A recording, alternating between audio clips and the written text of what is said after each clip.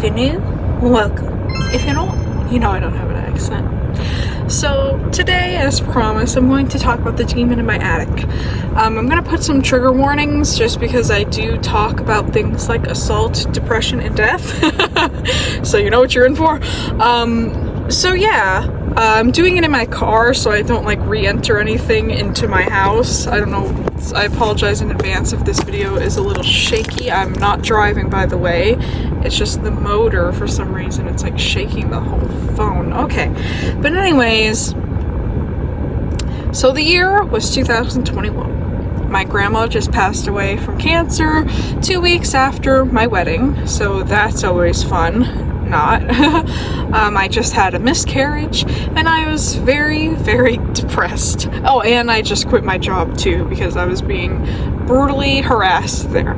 So I'm jobless, I'm sad, all the perfect mixture for evil things to enter your soul, or so my mom said. You know, my mom always told me growing up, don't get too low because then that's the door open for things to bother you, you know, and I was like, you know, but now I know what she meant by that. So I slept, I should say, in the attic because my house is 100 years old and they turned the attic into a bedroom. So me and my husband were like, that's so cool, let's sleep up there, you know. So that's like, you know, we slept there for a while, never had any issues, this and that. But during 2021, my depression really hit. I started taking naps more. You know, not really healthy. I would sleep a lot. And when it first started, I thought I had like sleep paralysis because I was like, oh, maybe I slept the wrong way and it triggered something, this and that. But as the days went on, I noticed that like I would wake up with like marks on my body. And I was kind of like, oh, this is unpleasant, but maybe I'm like doing it to myself by accident, you know? So, you know, another week goes by of these incidences during my naps, because keep in mind, this is only happening during the day when my husband is downstairs working, you know? So it was kind of odd because when we slept up there at night, nothing ever happened type of thing. So, you know, as the weeks went on, things started getting more physical. I could not sleep without falling into these extremely deep dreams that felt so real that when I woke up, I didn't know if I was sleeping or awake. But this was every single day, and they were horrific dreams. Okay, and that's when I started to realize, oh crap, maybe there's like an evil entity up here, because just horrible things. Like, it was causing me to like distrust people around me. It was causing me a lot of anxiety, you know. And then like a reoccurring figure, I guess you could say, never saw the face, you know, and I'll talk about that later, never saw the face, would always touch me. And like touch me in ways I did not want to be touched. And when I woke up, I would like, it would feel like somebody touched me, even though I didn't do anything. You know what I'm saying?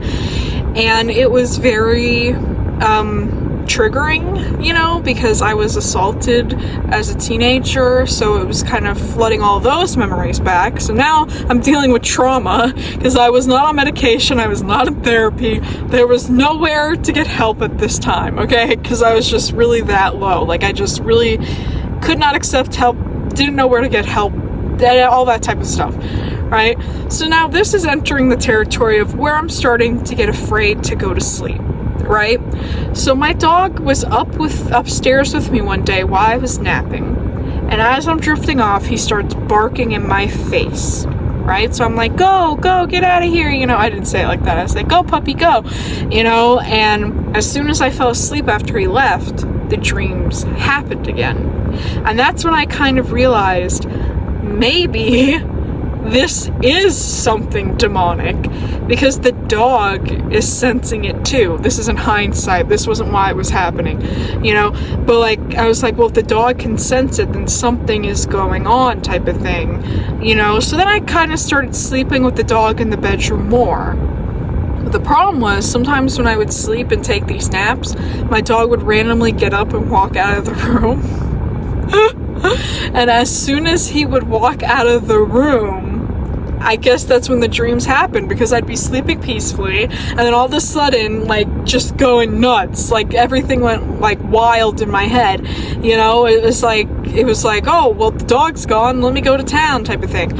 So I was starting to get sleep deprived. I refused to take naps. I refused to sleep during the night.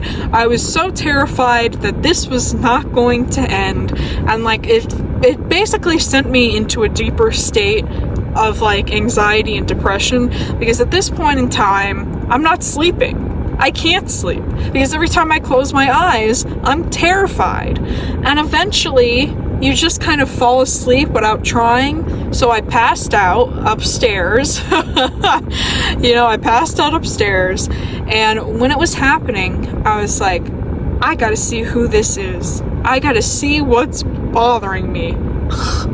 This part always like sends shivers down my spine. So it's also why I'm telling this story in the car as well, because like I don't like, it just brings flashbacks saying it in the house type of thing, you know. But like I turn around to see who's bothering me.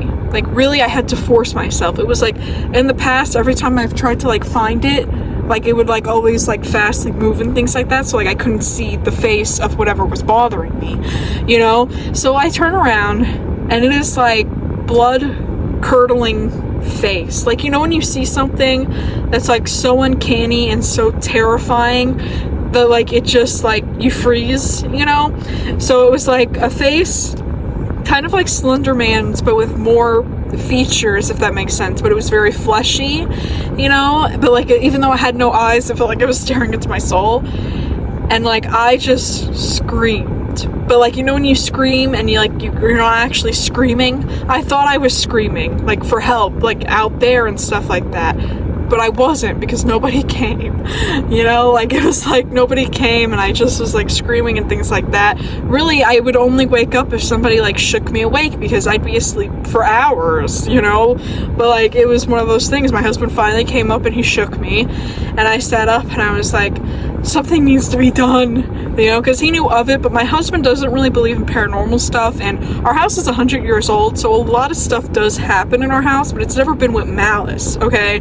But my husband, he's experienced some stuff, and like when I wasn't in the house or anything when it happened, he like refuses, like he always has an explanation for it, even if it doesn't make sense type of thing, you know. So he doesn't believe it, but he knew something was off because I was sleep deprived, I was terrified, I wanted nobody near me, I wanted nobody to touch me. Like it was like a full panic mode, right?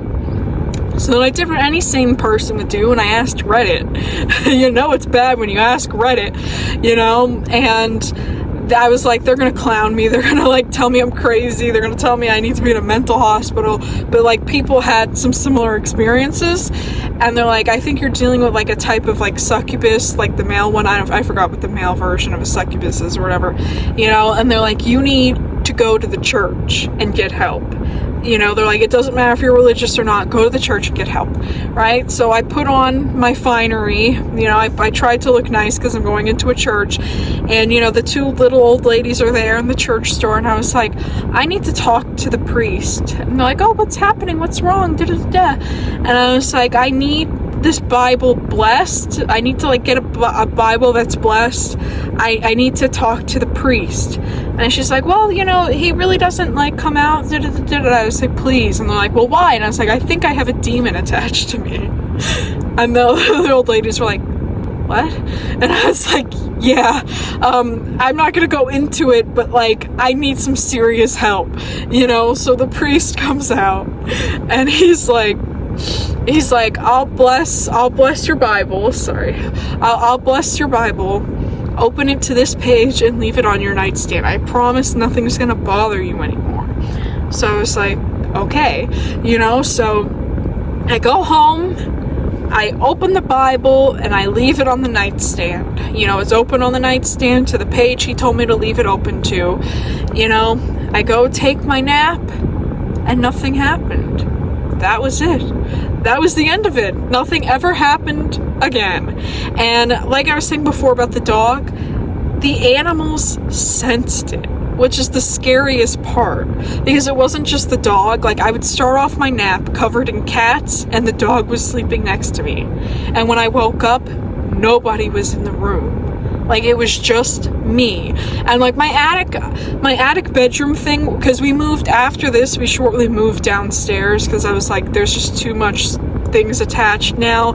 I do not want to be up there. To this day, when I go upstairs, because now my office is up there, I cannot go by myself. Every time I go up to my office by myself, I get this really dark feeling. Like, it's just like a feeling of like, I gotta get out of here now, you know? So maybe I gotta like buy another Bible or something, I don't know. But anyways, yeah, that's my story. I hope you liked it. You know, I have more ghost stories if you're interested. But yeah, no, that's pretty much it. The animals sensed something was off, and my dog tried to warn me by barking, and I just wanted my sleep, and I was like, get out of here, you know. So crazy times. But yeah, I'm doing much better now. And just take this as a lesson that if you start to feel yourself getting depressed, try your best to take action. You know, like, I hate to be that person who's like, go outside, but like, I think that was the major issue with me, was that like, I never left the house. I was always by myself, like, you know what I'm saying? And like, I had a lot of time to really get into my head. So if you're getting to a place like that, don't be afraid to reach out for help, even if it's like talking to yourself in a camera like I do, like, you know, talking to yourself, you know, finding a support group on Facebook. Try to just get out of your head if you can. It's not easy. It took me a lot of therapy to get to this point. You know, I'm still depressed, but like, you know, it's not as bad as it was, type of thing. So yeah, thank you for watching, and puff, puff,